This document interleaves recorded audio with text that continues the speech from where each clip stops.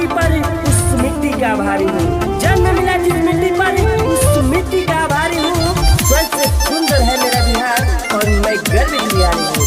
जय भोजपुरी जय बिहार का हो जय भाई शेर हमारे वापस आ गए। ए बबुआ नितिन अरे कुछ सुनावा के माहौल गरमा जाओ।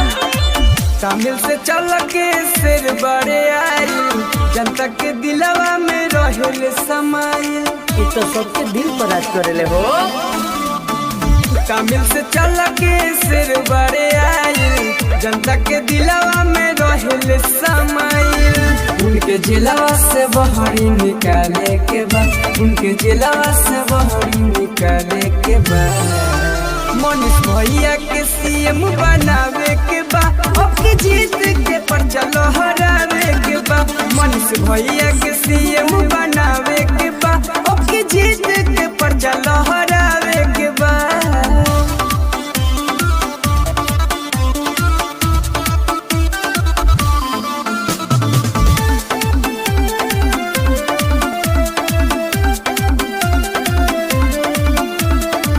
माई के ताको से अलग पहचान मिलल बिहार सबके मुड़ छल दिल खिलल। अरे बिहार आए बाहर आया क्या बात है। माई के ताको से अलग पहचान मिलल बिहार सबके मुड़ छल दिल खिलल। सबके जान बुझ बतिया जनावे के बा। सबके जान बुझ बतिया जनावे के बा।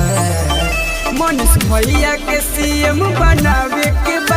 अब जीत के पर्चा लहरावे के बा। मनीष भैया के सीएम बनावे के बा। अब जीत के पर्चा लहरावे के बा।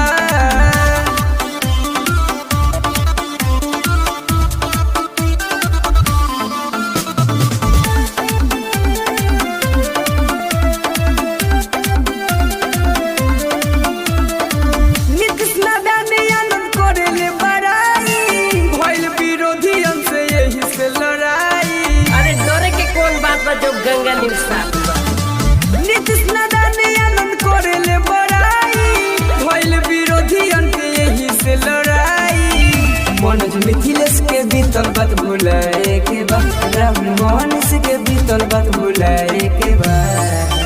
मनीष भैया के सीएम बनावे के बा। अब जीत के पर्चा लहरावे के बा। मनीष भैया के